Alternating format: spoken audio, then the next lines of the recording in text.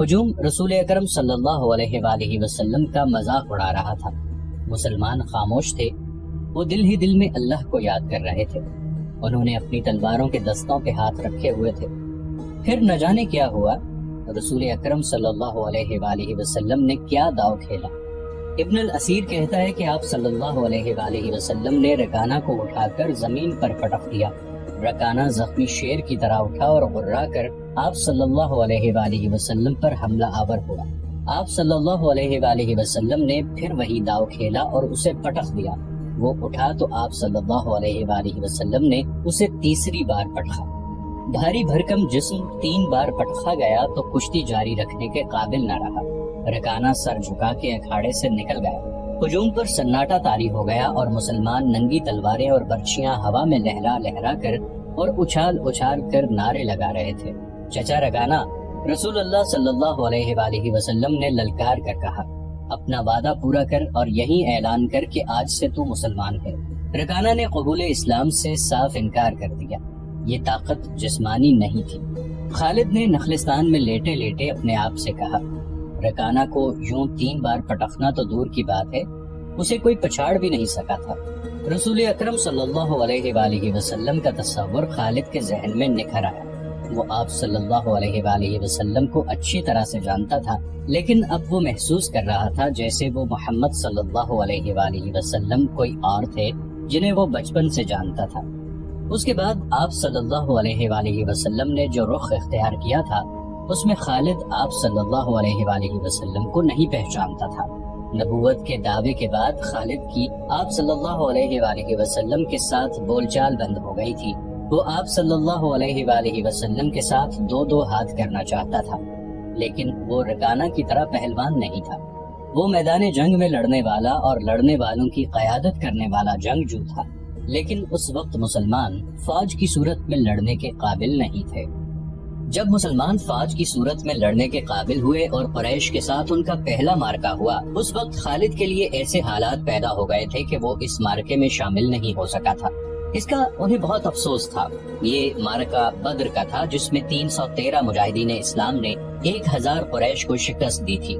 خالد دانت پیستا رہ گیا تھا، لیکن اس روز جب وہ اس نخلستان میں لیٹا ہوا تھا، اسے خیال آیا کہ 313 نے 1000 کو کس طرح سے شکست دے دی تھی۔ اس نے شکست کھا کے آنے والوں سے پوچھا تھا کہ مسلمانوں میں وہ کون سی خوبی تھی جس نے انہیں فتح یاب کیا تھا۔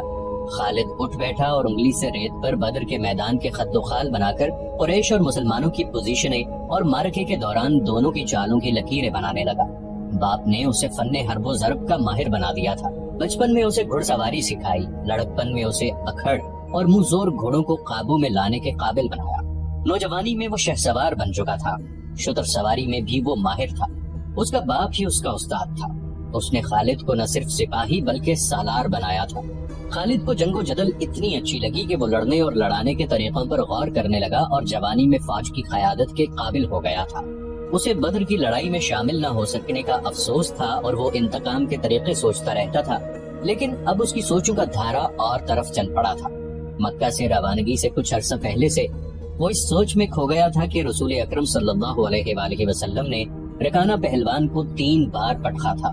بدر میں آپ صلی اللہ علیہ وآلہ وسلم نے محض 313 مجاہدین سے 1000 کو شکست دی۔ یہ کوئی اور ہی قوت تھی، لیکن بدر کے مارکے کے بعد اس کے دل میں مسلمانوں کے خلاف انتقام کی آگ سلگ رہی تھی۔ مسلمان مارکہ بدر میں قریش کے بہت سے آدمیوں کو قیدی بنا کر لے گئے تھے۔ قریش کے سرداروں کے لیے تو یہ صدمہ تھا ہی، اس کا بہت برا اثر خالد نے قبول کیا تھا۔ اسے یاد تھا کہ جب بدر کا مارکہ لڑا جا رہا تھا اور مکہ میں کوئی خبر نہیں پہنچ رہی تھی کہ مارکے کا انجام کیا ہوا، مکہ کے لوگ بدر کی سمت دیکھتے رہے تھے کہ ادھر سے کوئی سوار دوڑا آئے گا اور فتح کی خبر سنائے گا۔ آخر ایک روز ایک شتر سوار آتا نظر آیا۔ لوگ اس کی طرف دوڑ پڑے۔ سوار نے عرب کے رواج کے مطابق اپنا کرتا پھاڑ دیا تھا اور وہ روتا آ رہا تھا۔ بری خبر لانے والے قاصد ایسا ہی کیا کرتے تھے۔ وہ جب لوگوں کے درمیان پہنچا تو اس نے روتے ہوئے بتایا کہ اہل قریش کو بہت بری شکست ہوئی ہے۔ جس کے عزیز رشتہ دار لڑنے گئے تھے وہ ایک دوسرے سے آگے بڑھ بڑھ کر ان کے متعلق پوچھتے تھے کہ وہ زندہ ہیں، زخمی ہیں یا مارے گئے ہیں۔ شکست خوردہ قریش پیچھے آ رہے تھے۔ مارے جانے والوں میں 17 افراد خالد کے قبیلے بنو مخزوم کے تھے اور ان سب کے ساتھ خالد کا خون کا بڑا قریبی رشتہ تھا۔ ابو جہل بھی مارا گیا تھا۔ خالد کا بھائی جس کا نام ولید تھا جنگی قیدی بن گیا تھا۔ ابو سفیان جو کہ قریش کے سرداروں کا سردار تھا اور اس کی بیوی ہند بھی موجود تھی، اس نے پوچھا کچھ میرے باپ اور میرے چچا کے متعلق بتائے قاصد۔ قاصد نے کہا تمہارا باپ عتبہ، علی اور حمزہ کے ہاتھوں مارا گیا ہے، اور تمہارے چچا شیبہ کو اکیلے حمزہ نے قتل کیا ہے، اور تمہارا بیٹا حنظلہ علی کے ہاتھوں مارا گیا ہے۔ ابو سفیان کی بیوی ہند نے پہلے تو علی اور حمزہ کو بلند آواز سے برا بھلا کہا اور پھر بولی اللہ کی قسم میں اپنے باپ اور اپنے چچا اور اپنے بیٹے کے خون کا بدلہ ضرور لوں گی۔ ابو سفیان پر خاموشی تاری تھی۔ خالد کا خون کھول رہا تھا۔ قریش کے 70 آدمی مارے گئے تھے اور جو جنگی قیدی ہوئے تھے ان کی تعداد بھی اتنی ہی تھی۔ خالد اٹھا، دری جھاڑ کر لپیٹی اور گھوڑے کی زین کے ساتھ باندھ کر سوار ہوا اور مدینہ کی سمت چل پڑا۔ اس نے ذہن کو یادوں سے خالی کر دینا چاہا، لیکن اس کا ذہن مدینہ پہنچ جاتا جہاں رسول اللہ صلی اللہ علیہ وآلہ وسلم تھے اور جو تبلیغ اسلام کا مرکز بن گیا تھا۔ آپ صلی اللہ علیہ وسلم کا خیال آتے ہی اس کا ذہن پیچھے چلا جاتا اور اسے وہ منظر دکھاتا جس کے خالق حضور صلی اللہ علیہ وآلہ وسلم تھے۔ اس کے ذہن میں ہند کے الفاظ یاد آئے جو اس نے اپنے خامند ابو سفیان سے کہے تھے، میں اپنے باپ اور چچا کو بھول سکتی ہوں۔ ہند نے کہا تھا کیا میں اپنے لخت جگر حنظلہ کو بھی بھول جاؤں؟ ماں اپنے بیٹے کو کیسے بھول سکتی ہے؟ اللہ کی قسم میں محمد کو اپنے بیٹے کا خون معاف نہیں کروں گی۔ یہ لڑائی محمد نے کرائی ہے، میں حمزہ اور علی کو نہیں بخشوں گی۔ وہ میرے باپ، میرے چچا اور میرے بیٹے کے قاتل ہیں۔ میرے خون کو صرف میرے بیٹے کا قتل گرما رہا ہے۔ ابو سفیان نے کہا تھا مجھ پر اپنے بیٹے کے خون کا انتقام فرض ہو گیا ہے۔ میں سب سے پہلے یہ کام کروں گا کہ محمد صلی اللہ علیہ وآلہ وسلم کے خلاف زبردست فوج تیار کر کے اسے آئندہ لڑنے کے قابل نہیں چھوڑوں گا۔ مشہور مورخ اور وقائع نگار واقدی لکھتا ہے کہ اگلے ہی روز ابو سفیان نے تمام سرداروں کو بلایا۔ ان میں زیادہ تعداد ان سرداروں کی تھی جو کسی نہ کسی وجہ سے جنگ بدر میں شریک نہیں ہو سکے تھے، اور ان میں سے ہر ایک کا کوئی نہ کوئی عزیز اس جنگ میں مارا گیا تھا۔ سب انتقام کا ارادہ لے کر اکٹھے ہوئے۔ کیا مجھے زیادہ باتیں کرنے کی ضرورت ہے؟ ابو سفیان نے کہا میرا اپنا جوان بیٹا مارا گیا ہے، اگر میں انتقام نہیں لیتا تو مجھے جینے کا کوئی حق نہیں۔ سب ایک ہی بار بولنے لگے۔ وہ اس بات پر متفق تھے کہ مسلمانوں سے بدر کی شکست کا انتقام لیا جائے، لیکن آپ میں سے کوئی بھی اپنے گھر میں نہ بیٹھا رہے۔ خالد نے کہا بدر میں ہم صرف اس لیے ذلت میں گھرے تھے کہ سردار گھروں میں بیٹھے رہے اور ان لوگوں کو لڑنے بھیج دیا جو قریش کی عظمت کو نہیں سمجھتے تھے۔ کیا میرے باپ کو بھی قریش کی عظمت کا خیال نہ تھا؟ خالد کے چچا زاد بھائی اکرمہ جو ابو جہل کا بیٹا تھا برہم ہوتے ہوئے کہا کیا صفوان بن امیہ کے باپ کو بھی قریش کی عظمت کا خیال نہ تھا؟ تم کہاں تھے الولید کے بیٹے؟ ہم یہاں ایک دوسرے سے لڑنے کے لیے اکٹھے نہیں ہوئے۔ ابو سفیان نے کہا خالد تمہیں ایسی بات نہیں کہنی چاہیے تھی جس سے کوئی اپنی بے عزتی محسوس کرے۔ ہم میں سے کوئی بھی عزت والا نہیں رہا۔ خالد نے کہا ہم سب اس وقت تک بے عزت رہیں گے جب تک ہم محمد صلی اللہ علیہ وسلم اور اس کے چیلوں کو ہمیشہ کے لیے ختم نہیں کر دیتے۔ مجھے اپنے گھوڑے کے سموں کی قسم، میرے خون کی گرمی نے میری آنکھیں جلا دی ہیں۔ ان آنکھوں کو مسلمانوں کا خون ٹھنڈا کر سکتا ہے۔ میں پھر کہوں گا کہ اب سردار آگے ہوں، اور میں جانتا ہوں کہ میں میدان جنگ میں کہاں ہوں گا، لیکن جنگ میں ہمارا جو سردار ہوگا میں اس کے حکم کا پابند رہوں گا، اور اگر میں سمجھوں گا کہ مجھے سردار نے ایسا حکم دیا ہے جو ہمیں نقصان دے گا تو میں ایسا حکم نہیں مانوں گا۔ سب نے متفقہ طور پر ابو سفیان کو اپنا سردار مقرر کیا۔ اس سے ایک روز پہلے اہل مکہ کا ایک قافلہ فلسطین سے مکہ واپس آیا تھا۔ یہ تجارتی قافلہ تھا۔ مکہ کے باشندوں خصوصاً قریش کے ہر خاندان نے اس تجارت میں حصہ ڈالا تھا۔ اس قافلے میں کم و بیش 1000 اونٹ تھے اور جو مال گیا تھا اس کی مالیت 50,000 دینار تھی۔ قافلے کا سردار ابو سفیان تھا جس نے 50,000 پر 50,000 دینار منافع کمایا تھا۔ قافلے سے واپسی کا راستہ مدینہ سے گزرتا تھا۔ مسلمانوں کو پتہ چل گیا، انہوں نے پورے قافلے کو گرفتار کرنے کا ارادہ کیا اور ایک مقام پر قافلے کو گھیرے میں لے لیا، لیکن وہ زمین ایسی تھی کہ ابو سفیان نے ایک ایک آدمی اور ایک ایک اونٹ کو زمین کے اونچے نیچے خدوخال سے فائدہ اٹھاتے ہوئے گھیرے سے نکال دیا تھا۔ خالد کا گھوڑا خرامہ خرامہ مدینہ کی طرف جا رہا تھا، مگر خالد کا ذہن پیچھے کو سفر کر رہا تھا۔ اسے اس وقت کا جب قریش انتقام کی اسکیم بنانے کے لیے اکٹھے ہوئے تھے ایک ایک لفظ جو کسی نے کہا تھا سنائی دے رہا تھا۔ اگر تم نے مجھے اپنی سرداری دی ہے تو میرے ہر فیصلے کی پابندی تم پر لازم ہے۔ ابو سفیان نے کہا میرا پہلا فیصلہ یہ ہے کہ میں نے ابھی 50,000 دینار منافع سب میں تقسیم نہیں کیا، وہ میں تقسیم نہیں کروں گا، یہ مسلمانوں کے خلاف فیصلہ کن جنگ میں استعمال ہوگا۔ مجھے اور میرے خاندان کو یہ فیصلہ منظور ہے۔ سب سے پہلے خالد نے کہا، پھر منظور ہے، ایسا ہی کرو، منظور ہے کی آوازیں اٹھی۔ میرا دوسرا حکم یہ ہے، ابو سفیان نے کہا، کہ جنگ بدر میں ہمارے جو آدمی مارے گئے ہیں ان کے لواحقین آہوزاری کر رہے ہیں۔ میں نے مردوں کو دھاڑے مارتے اور عورتوں کو بین کرتے سنا ہے۔ اللہ کی قسم، جب آنسو بہ جاتے ہیں تو انتقام کی آگ سرد ہو جاتی ہے۔ آج سے بدر کے مقتولین پر کوئی نہیں روئے گا۔ اور میرا تیسرا حکم یہ ہے کہ مسلمانوں نے بدر کی لڑائی میں ہمارے جن آدمیوں کو قید کیا ہے ان کی رہائی کے لیے کوئی کوشش نہیں کی جائے گی۔ تم جانتے ہو کہ مسلمانوں نے قیدیوں کی رہائی کے لیے ان کے درجے مقرر کر دیے ہیں اور ان کا فدیہ 1000 سے 40 درہم مقرر کیا ہے۔ ہم مسلمانوں کو 1 درہم بھی نہیں دیں گے، یہ رقم ہمارے ہی خلاف استعمال ہوگی۔ خالد کو گھوڑے کی پیٹھ پہ بیٹھے اور مدینہ کی طرف جاتے ہوئے جب وہ لمحے یاد آ رہے تھے تو اس کی مٹھیاں بند ہو گئی۔ غصے کی لہر اس کے سارے وجود میں بھر گئی۔ وہ وقت بہت پیچھے رہ گیا تھا لیکن اب بھی اس کے اندر غصہ بیدار ہو گیا تھا۔ اسے غصہ اس بات پر آیا کہ اجلاس میں طے تھا کہ مسلمانوں کے پاس مکہ کا کوئی آدمی اپنے قیدی کو چھڑانے مدینہ نہیں جائے گا، لیکن ایک آدمی چوری چھپے مدینہ چلا جاتا اور اپنے عزیز رشتہ دار کو رہا کرا لیتا۔ ابو سفیان نے اپنا حکم واپس لے لیا۔ خالد کا اپنا ایک بھائی جس کا نام ولید تھا مسلمانوں کے پاس جنگی قیدی تھا۔ اگر اس وقت تک قریش اپنے بہت سے قیدی رہا نہ کرا لائے ہوتے تو خالد اپنے بھائی کی رہائی کے لیے کبھی نہ جاتا۔ اسے اپنے بھائیوں نے مجبور کیا کہ ولید کی رہائی کے لیے جائے۔ خالد کو یاد آ رہا تھا کہ وہ اپنے وقار کو ٹھیس پہنچانے پر آمادہ نہیں ہو رہا تھا، لیکن اسے خیال آیا تھا۔ خیال یہ تھا کہ رسول کریم صلی اللہ علیہ وسلم بھی اسی کے قبیلے سے تھے اور آپ صلی اللہ علیہ وآلہ وسلم کے پیروکار یعنی جو مسلمان ہو گئے تھے وہ بھی قریش اور اہل مکہ سے تھے۔ وہ آسمان سے تو نہیں اترے تھے، وہ اتنے جری اور دلیر تو نہیں تھے کہ 313 کی تعداد میں 1000 کو شکست دے سکتے۔ اب ان میں کیسی قوت آ گئی ہے کہ وہ ہمیں نیچا دکھا کر ہمارے آدمیوں کی قیمتیں مقرر کر رہے ہیں۔ انہیں ایک نظر دیکھوں گا، خالد نے سوچا تھا۔ محمد صلی اللہ علیہ وآلہ وسلم کو غور سے دیکھوں گا۔ اور وہ اپنے بھائی حشام کو ساتھ لے کر مدینہ چلا گیا تھا۔ اس نے اپنے ساتھ 4000 درہم باندھ لیے تھے۔ اسے معلوم تھا کہ بنو مخزوم کے سردار الولید کے بیٹے کا فدیہ 4000 درہم سے کم نہیں ہوگا۔ ایسا ہی ہوا۔ اس نے مسلمانوں کے ہاں جا کر اپنے بھائی کا نام دیا تو ایک مسلمان نے جو قیدیوں کی رہائی اور فدیے کی وصولی پر مامور تھا کہا کہ 4000 درہم ادا کرو، ہم فدیے میں کچھ رعایت چاہتے ہیں۔ خالد کے بھائی حشام نے کہا، تم لوگ آخر ہم میں سے ہو، کچھ پرانے رشتوں کا خیال کرو، اب ہم تم میں سے نہیں ہیں۔ مسلمانوں نے کہا، ہم اللہ کے رسول کے حکم کے پابند ہیں، کیا ہم تمہارے رسول اللہ صلی اللہ علیہ وآلہ وسلم سے بات کر سکتے ہیں؟ حشام نے پوچھا۔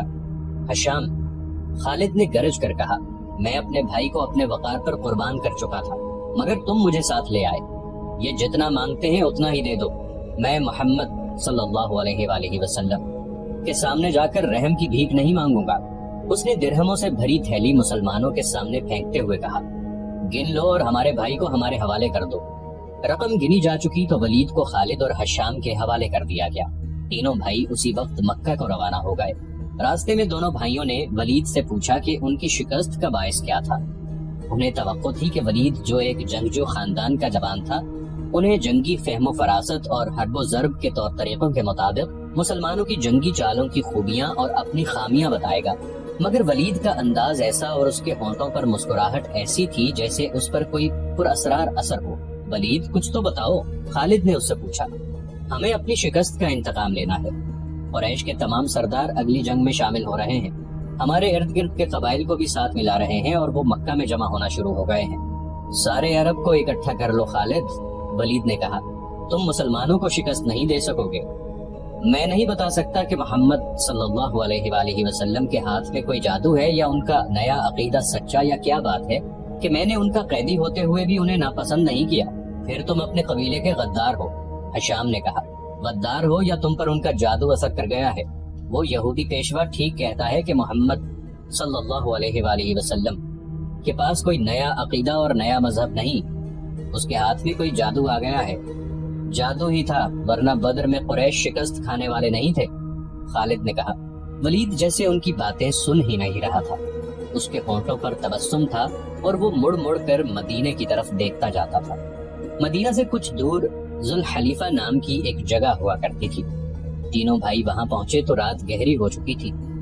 رات گزارنے کے لیے وہ وہیں رہ گئے۔ صبح آنکھ کھلی تو ولید غائب تھا، اس کا گھوڑا بھی وہاں نہیں تھا۔ خالد اور حشام سوچ سوچ کر اس نتیجے پر پہنچے کہ ولید واپس مدینہ چلا گیا ہے۔ انہوں نے دیکھا کہ اس پر کوئی اثر تھا، یہ اثر مسلمانوں کا ہی ہو سکتا تھا۔ دونوں بھائی مکہ آ گئے۔ چند دنوں بعد انہیں مکہ میں ولید کا زبانی پیغام ملا کہ اس نے محمد صلی اللہ علیہ وآلہ وسلم کو خدا کا سچا رسول تسلیم کر لیا ہے، اور وہ آپ صلی اللہ علیہ وآلہ وسلم کی شخصیت اور باتوں سے اتنا متاثر ہوا ہے کہ اس نے اسلام قبول کر لیا ہے۔ مورخین لکھتے ہیں کہ ولید بن الولید رسول اکرم صلی اللہ علیہ وآلہ وسلم کے منظور نظر رہے، اور انہوں نے مذہب میں بھی اور کفار کے ساتھ معرکہ آرائی میں بھی نام پیدا کیا۔ خالد کو اس وقت بہت غصہ آیا تھا۔ ایک تو اس کا بھائی گیا، دوسرے 4000 درہم گئے۔ چونکہ قریش اور مسلمانوں کے درمیان خونی دشمنی پیدا ہو چکی تھی، اس لیے مسلمانوں نے یہ رقم واپس نہ کی۔ رقم واپس نہ کرنے کی دوسری وجہ یہ تھی کہ ولید نے رسول کریم صلی اللہ علیہ وآلہ وسلم کو بتا دیا تھا کہ قریش مسلمانوں کے خلاف فیصلہ کن جنگ کی تیاری کر رہے ہیں، اور اس کے لیے بے انداز درہم و دینار اکٹھے کیے جا چکے ہیں۔ خالد مدینہ کی طرف چلا جا رہا تھا۔ اسے افق سے ایک کوہان سی ابھرتی ہوئی نظر آنے لگی۔ خالد جانتا تھا کہ یہ کیا ہے۔ یہ احد کی پہاڑی تھی جو مدینہ سے 4 میل شمال میں ہے۔ اس وقت خالد ریت کی بڑی لمبی اور کچھ اونچی ٹیکری پر چلا جا رہا تھا۔ احد احد، خالد کے ہونٹوں سے سرگوشی نکلی اور اسے اپنی للکار سنائی دینے لگی۔ میں ابو سلیمان ہوں۔ اس کے ساتھ ہی اسے ایک خونریز جنگ کا شور و غل اور سینکڑوں گھوڑوں کے ٹاپ اور تلواریں ٹکرانے کی آوازیں سنائی دینے لگی۔ خالد یہ جنگ لڑنے کے لیے بے تاب تھا اور اس نے یہ جنگ لڑی۔ خالد کا ذہن پیچھے ہی ہٹتا چلا گیا۔ 4 ہی سال پہلے کا واقعہ تھا۔ مارچ 625 عیسوی شوال 3 ہجری کے مہینے میں قریش نے مدینہ پر حملہ کرنے کے لیے جو لشکر تیار کیا تھا وہ مکہ میں اکٹھا ہو چکا تھا۔ اس کی کل تعداد 3000 تھی۔ اس میں 700 افراد نے زرہ پہن رکھی تھی۔ گھوڑ سوار 200 کے لگ بھگ تھے اور رسد اور سامان جنگ 3000 اونٹوں پر لدا ہوا تھا۔ یہ لشکر کوچ کے لیے تیار تھا۔ خالد کو ایک روز پہلے کی بات کی طرح یاد تھا کہ اس لشکر کو دیکھ کر وہ کس قدر خوش ہوا تھا۔ انتقام کی آگ بجھانے کا وقت آ گیا تھا۔ اس لشکر کا سالار اعلیٰ ابو سفیان تھا اور خالد اس لشکر کے ایک حصے کا کمانڈر تھا۔ اس کی بہن بھی اس لشکر کے ساتھ جا رہی تھی۔ اس کے علاوہ 14 عورتیں اس لشکر کے ساتھ جانے کے لیے تیار تھیں۔ ان میں ابو سفیان کی بیوی ہند بھی تھی، عمر بن العاص کی اور ابو جہل کے بیٹے اکرمہ کی بیویاں بھی شامل تھیں۔ باقی سب گانے بجانے والیاں تھیں۔ سب کی آواز میں سوز تھا اور ان کے ساز دف اور ڈھولک تھے۔ ان عورتوں کا جنگ میں یہ کام تھا کہ جوشیلے اور جذباتی گیت گا کر سپاہیوں کا حوصلہ بلند رکھیں اور ان کی یاد تازہ کرتی رہیں جو جنگ بدر میں مارے گئے تھے۔ خالد کو افریقہ کا ایک حبشی یاد آیا جس کا نام وحشی بن حرب تھا۔ وہ قریش کے ایک سردار جبیر بن مطعم کا غلام تھا۔ وہ دراز قد اور سیاہ روح اور طاقتور تھا۔ اس نے برچھی مارنے کے فن میں شہرت حاصل کی تھی۔ اس کے پاس افریقہ کی بنی ہوئی برچھی تھی۔ اس کا افریقی نام کچھ اور تھا۔ اسے عربی نام جبیر نے اس کے جنگی کمالات دیکھ کر دیا تھا۔ بن حرب کوچ سے کچھ دیر پہلے جبیر بن مطعم نے اسے کہا، مجھے اپنے چچا کے خون کا بدلہ لینا ہے، شاید مجھے موقع نہ مل سکے۔ میرے چچا کو بدر کی لڑائی میں محمد کے چچا حمزہ نے قتل کیا تھا۔ اگر تم حمزہ کو قتل کر دو تو میں تمہیں آزاد کر دوں گا۔ حمزہ میری برچھی سے قتل ہوگا یا آقا؟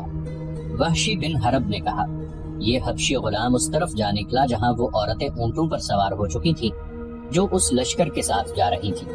ابو وسمہ کسی عورت نے پکارا۔ یہ وحشی بن حرب کا دوسرا نام تھا۔ وہ رک گیا، دیکھا کہ ابو سفیان کی بیوی ہند اسے بلا رہی تھی۔ وہ اس کے قریب چلا گیا۔ ابو وسمہ، ہند نے کہا، حیران نہ ہو، تجھے میں نے بلایا ہے۔ میرا سینہ انتقام کی آگ سے جل رہا ہے، میرا سینہ ٹھنڈا کر دے۔ حکم خاتون، غلام نے کہا۔ اپنے سالار کی زوجہ کے حکم پر اپنی جان بھی دے دوں گا۔ بدر میں میرے باپ کو حمزہ نے قتل کیا تھا۔ ہند نے کہا، تو حمزہ کو اچھی طرح پہچانتا ہے۔